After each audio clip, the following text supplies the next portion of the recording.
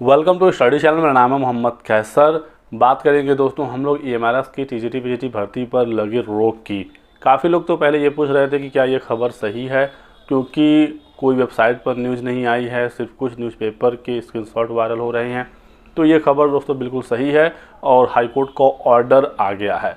तो आप यहाँ पर ऑर्डर देख सकते हैं, वेबसाइट पर अपलोड हो गया है। तो बिल्कुल ये खबर सही है, स्टे लग चुका है एकलव्य मॉडल रेजिडेंशियल स्कूल के टीजीटी पीजीटी और जो नॉन टीचिंग पोस्ट थे उन पर भी। मामला क्या है पूरा हम लोग समझेंगे डिटेल में और आगे इसमें क्या हो सकता है इस पर भी बात करेंगे।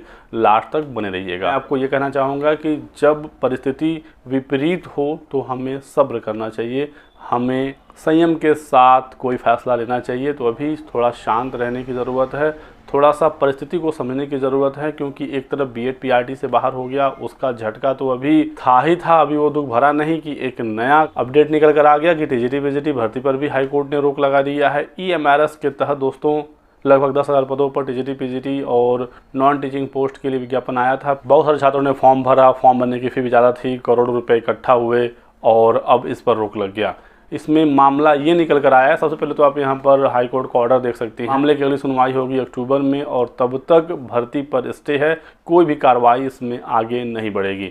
तो शॉर्ट में आप ये न्यूज़ आर्टिकल भी देख सकते हैं, यहाँ से चीज़ें काफ़ी क्लियर आपको हो जाएंगे कि आखिर इसमें हुआ क्या। बताया गया है कि एकलव्य विद्यालयों में शिक्षक भर्ती की विज्ञप्तियों पर रोक लग गया है। तो ऐसा हुआ क्यों, न्यूज़ को देखते हैं थोड़ा सा डिटेल में। उच्च न्यायालय ने आदिवासी राष्ट्रीय शिक्षा सोसाइटी नई दिल्ली की ओर से जारी शिक्षकों की नियुक्तियों की 2 विज्ञप्तियों के क्रियान्वयन पर अग्रिम आदेश तक रोक लगा दिया है। एकलव्य आदर्श आवासीय विद्यालय कालसी देहरादून में कार्यरत शिक्षकों ने ये याचिका लगाई है। नाम है चंद्रमोहन शर्मा और सचिन चमोली। इन्होंने याचिका दायर की। याचिका में कहा गया कि भारत सरकार के आदिवासी मामलों के मंत्रालय के दिशा निर्देशों के अनुसार ही एकलव्य आदर्श आवासीय विद्यालय कालसी के संचालन को प्रदेश स्तर पर एकलव्य विद्यालय संगठन समिति स्थापित है, जो कि उत्तराखंड सरकार के अधीन है। और इनका दावा ये है कि ये भर्ती राज्य सरकारें अपने संस्थानों से कराएंगी, ना कि ये केंद्र सरकार से भर्ती जारी होगी। तो हर प्रदेश का अपना एक एकलव्य विद्यालय संगठन समिति होता है। ये हर प्रदेश में स्थापित है जहाँ पर ईएमआरएस के विद्यालय हैं और उत्तराखंड सरकार के आदिवासी सामाजिक सुधार मंत्रालय के ये अंतर्गत आता है। आवासीय विद्यालय में शैक्षणिक व गैर शैक्षणिक कर्मचारियों की नियुक्ति का अधिकार भी एकलव्य विद्यालय संगठन समिति में निहित है, यानी कि राज्य से ये भर्ती होनी चाहिए। लेकिन जुलाई 2023 में केंद्र सरकार की ओर से स्थापित जो आदिवासी राष्ट्रीय शिक्षा सोसाइटी नई दिल्ली में है, यहाँ से टीजीटी पीजीटी के 2 विज्ञापन जारी किए गए। याचिका के अनुसार ऐसे सभी प्रदेश में एकलव्य आवासीय विद्यालय स्थापित हैं, वहाँ पर कर्मचारियों की नियुक्ति का पूर्ण अधिकार राज्यों को है, जबकि आदिवासी राष्ट्रीय शिक्षा सोसाइटी जो नई दिल्ली में है, इसका स्थापना इस वजह से हुआ था ताकि एकलव्य आवासीय विद्यालयों के लिए ऐसी योजनाएं तैयार कर सकें जिनसे इन विद्यालयों के प्रति जागरूकता बढ़े। लेकिन सोसाइटी ने केंद्र सरकार के दिशा निर्देशों की अवहेलना करते हुए विज्ञापन जारी कर दिया। इन्हें निरस्त किया जाना न्यायसंगत होगा। न्यायाधीश न्यायमूर्ति पंकज पुरोहित की एकल पीठ ने आदिवासी राष्ट्रीय शिक्षा सोसाइटी के इन दोनों विज्ञापनों के क्रियान्वयन पर अगले आदेश तक रोक लगा दिया है। तो पूरा मामला अब आप यहाँ पर समझ गए। शिक्षक भर्तियों में कुछ न कुछ ऐसा हो जाता है जिसकी वजह से भर्तियां लटक जाती हैं। यहाँ पर अब केंद्र और राज्य का मामला आ गया, भर्ती अब लटकेगी, जाहिर सी बात है। देखते हैं इसकी अगली सुनवाई में क्या होता है। अगली आदेश तक भर्ती पर रोक लगा है, कोई विज्ञापन रद्द नहीं हुआ है, ना ही कोई भर्ती प्रक्रिया पर पूरी तरीके से रोक लगा दिया गया है। अब अगली सुनवाई जब होगी, अब जवाब मांगा गया है सबसे, सब लोग अपना अपना पक्ष रखेंगे। क्यों विज्ञापन दिल्ली से जारी हुआ, तो सब अपने पक्ष रखेंगे। उसके बाद जो फाइनल फैसला होगा वो हाई कोर्ट देगी, फिर भर्ती प्रक्रिया आगे बढ़ेगी। लेकिन मामला अब ये लटक चुका है। जो भी अपडेट्स होगी आगे आपको जानकारी दी जाएगी।